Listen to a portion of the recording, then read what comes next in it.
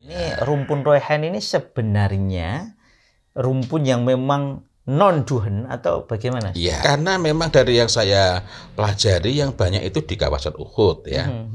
Selain ada beberapa titik lagi lainnya. Maka setiap kali ke Uhud itu mata saya nggak tenang. Beliau punya selimut khusus, yang selimut khusus itu dicelup dengan za'faron.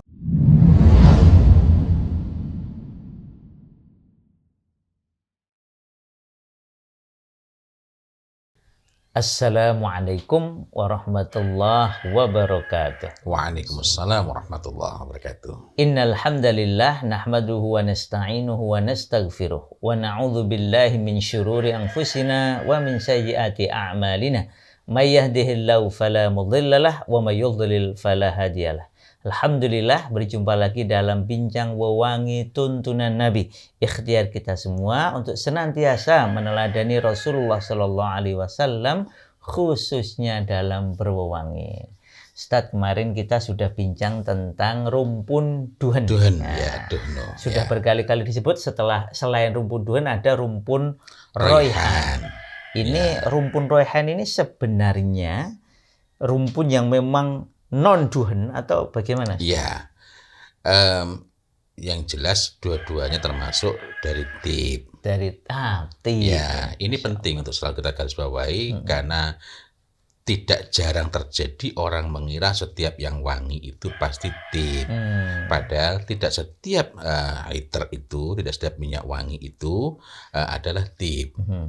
Nah, pembicaraan kita mengenai ad-duhnu maupun ar-royhan itu dua-duanya berkenaan dengan tib. Tib itu adalah minyak wangi yang tobi'i, yakni alami, asli dan thayyib. Tobi'i, asli, thayyib. Artinya thayyib itu meliputi bahwa dia bersih, bahwa dia itu terjaga dari keburukan, karena ada minyak wangi yang justru menyebabkan terjadinya penyimpangan hormonal, penyimpangan seksual dan lain-lain ya. Dan bahkan para ulama mengatakan bahwa disebut tib, wabil khusus dalam hal ini adalah Ibnu Qayyim al-Jauziyah mengatakan bahwa tib itu sekaligus berfungsi sebagai tib. Obat ya? Sebagai obat.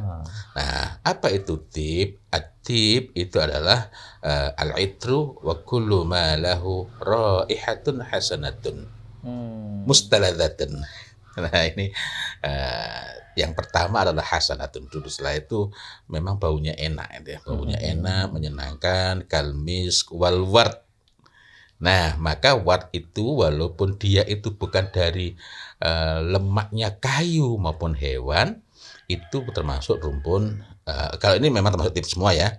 Wanahwihima itu berarti dan selain dari keduanya. Ini baru tipnya. Nah, nanti ketika membahas tentang duhan, ward itu termasuknya duhan. Ini perkecualian dulu. Lalu royhan itu apa royhan itu? Kalau Ibnu Atsir menerangkan, mengatakan bahwa ar-royhanu kullu nabatin thayyibur rih min anwa'il masmum. Ya, itu ar-rayhan itu adalah segala jenis tanaman berbau harum. Saya seringkali menyebutnya itu biar orang punya gambaran bukan cuma harum, harum dan baik, gitu ya. Dari rumpun al-masmum. Nah, nanti ar-rayhan sendiri bukan sebagai istilah, itu merupakan sebutan untuk tanaman dari rumpun basil. Maka kalau kita searching misalnya di Google, royhan kok ketemunya rumpun basil, bahkan kemangi pun masuk situ misalnya. Jangan kaget. Dan itu banyak sekali kan sesuatu yang secara bahasa maknanya ini, tapi secara istilah maknanya bisa berbeda lagi. Nah, secara istilah itu royhan itu adalah minyak wangi yang berasal dari bunga dan buah.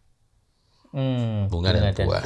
Nah, sebenarnya juga masuk tanaman ya. Tanaman. Nah, kalau merujuk pada apa yang disampaikan oleh Ibnu Atsir, kullu nabatin berarti segala jenis tanaman yang berbau harum. Artinya dengan demikian begini, kalau kita kita mengacu pada takrif, pada definisi bahwa yang dimaksud dengan royhan itu ar-royhan adalah minyak wangi, tip yang berasal dari bunga maupun buah, maka kita mengalami kesulitan untuk memasukkan idkhir misalnya. Idkhir ini kan jenis tanaman rumput. ya. Iya, Iya. Simbobogon Sekhonanthus subspesialis lenecher. Iya. Kalau pakai kalimatnya Ibnu Athir, ya berarti masuk karena kulunabat. Ya. Iya. Tapi kalau kita menggunakan rumusan tadi bunga dan buah, ini kan nggak masuk. Iya. Karena ini rumputnya serai, tetapi Iya. bukan serai. Rumputnya semacam rumput-rumputan berarti ya, kayak Nanti agak maksudnya, beda. Rumputnya Simbobogon. Iya, Simbobogon. Kalau serai itu Simbobogon citratus, kalau serai wangi itu Simbobogon nardus. Lah ini kalau idkhir itu Simbobogon sekhonanthus, itu pun masih ada subspesialisnya lagi. Jadi Simbobogon sekhonanthus itu bukan idkhir. Simbobogon sekhonanthus subspesialis lenecher Barulah disebut itu idkhir. Itu saja Simbobogon Sekhonanthus subspesialis lenecher yang tumbuh di Mekah di luar tanah haram, berbeda kualitasnya dalam banyak hal itu dengan yang tumbuh di tanah haram. Makanya kadang disebut nih Ustaz, idkhir Makki Makki, gitu ya. Makki itu merujuknya pada wilayah haram. Tanah haram Makkah ya. Jadi kalau kita misalnya naik kereta dari Mekah ke dari Mekah ke Madinah, itu kan keretanya itu stasiunnya sudah di luar wilayah haram seingat saya. Kalau di Madinah sudah di luar berbatasan. Ini wilayah haram, berbatasan dengan itu adalah stasiunnya. Nah, kita naik kereta misalnya, ini kan di luar wilayah haram, tapi kan masih Mekah atau masih Madinah. Iya. Kalau di Madinah, ini tidak disebut. Kok misalnya kita ketemu idkhir, itu nggak disebut sebagai idkhir Makki. Jadi agak-agak gimana gitu ya. Jadi idkhir Makki itu eksklusif yang tumbuh di Mekah di wilayah haram. Menariknya kalau di Madinah itu ada juga yang jual idkhir di dekat mana itu Uhud. Uhud, di wilayah Uhud. Iya, kalau habis hujan itu kan. Iya, Masya Allah. Iya. Saya setiap kali ke Uhud tuh karena memang dari yang saya pelajari yang banyak itu di kawasan Uhud ya. Selain ada beberapa titik lagi lainnya. Maka setiap kali ke Uhud tuh mata saya nggak tenang tuh. Mana ini idkhir? Cuma belum rezekinya. Tempo hari dalam perjalanan dari Mekah ke Jeddah di bis, tapi sudah bukan wilayah haram, sudah ke arah Jeddah. Kok tengok itu. Tapi kan biasanya melaju kencang ya. Pinginnya untuk bisa nyuting biiznillah kok ya saya itu gegabah menghapus suaranya, ini HP-nya kena ketumpahan air gitu ya. Itu kan sebenarnya nanti bisa di di alih suara ya. Sulih suara, tapi ternyata qadarullah itu terhapus lah. Nah, kemudian nanti misalnya ada lagi wewangian-wewangian yang berasal dari tanaman, tapi bukan dari bunganya dan juga bukan dari buahnya. Bisa dari daunnya, bisa juga dari biji. Biji, misalnya kalau kulitnya buah masuk enggak ya Ustaz ya? Kategorinya masuk ya. Kalau buahnya itu kulitnya kalau buah. Kulitnya kayak jeruk, itu kan ada beberapa jenis jeruk ya yang harum itu ya. Ya, jeruk mandarin itu juga dipakai sebagai minyak wangi, dan nanti ada lagi beberapa lagi lainnya.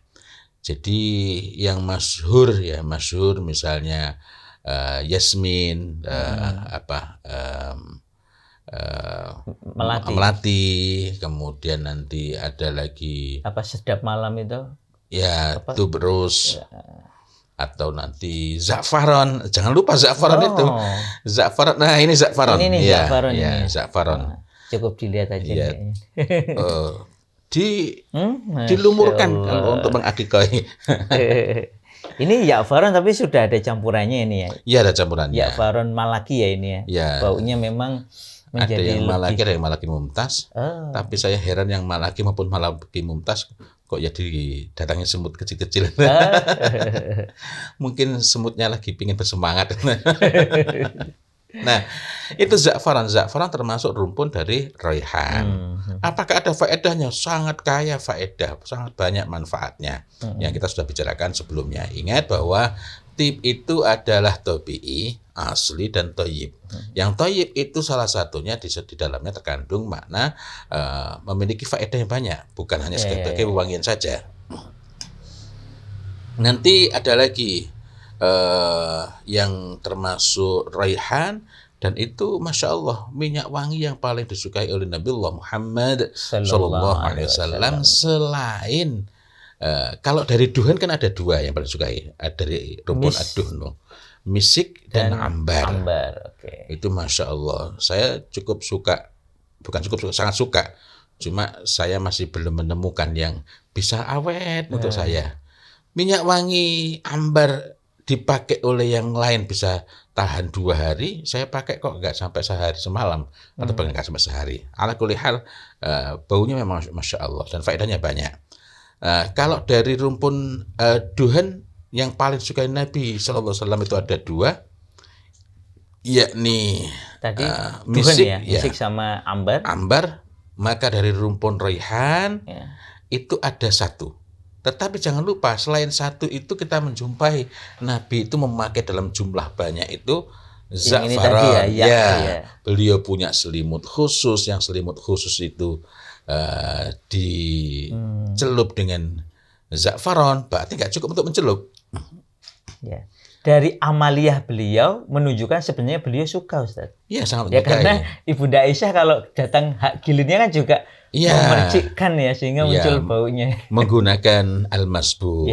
Yang al-masbuk itu kerudung yang telah dicelup dengan minyak wangi waros. Nah, waros ini juga raihan, rumpun raihan.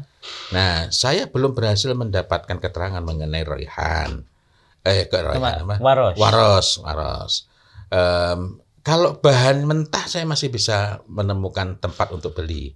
Tetapi kalau berupa minyak wangi waros yang asli saya masih belum ketemu.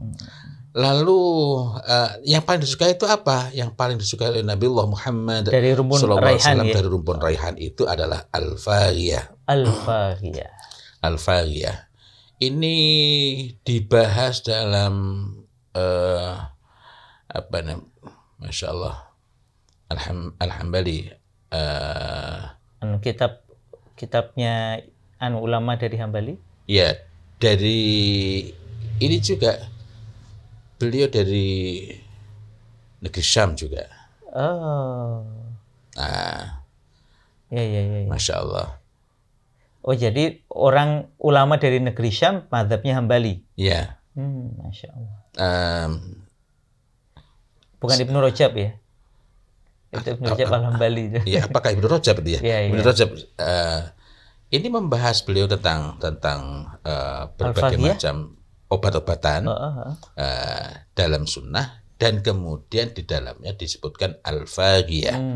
Hadisnya dhaif tetapi memiliki syawahid, dan itu dhaifnya bukan disebabkan oleh kecacatan dalam hal akhlak melainkan bahwa perawi itu mengalami taghayyur, perubahan daya ingat di masa di usia-usia tertentu itu. Yang ini Masya Allah, dan ini banyak dibahas oleh para ulama mengenai hal ini.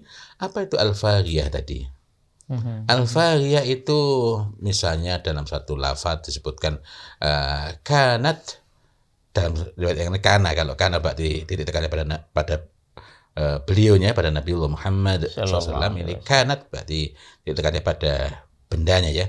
Kanat yujibuhul faghiyah.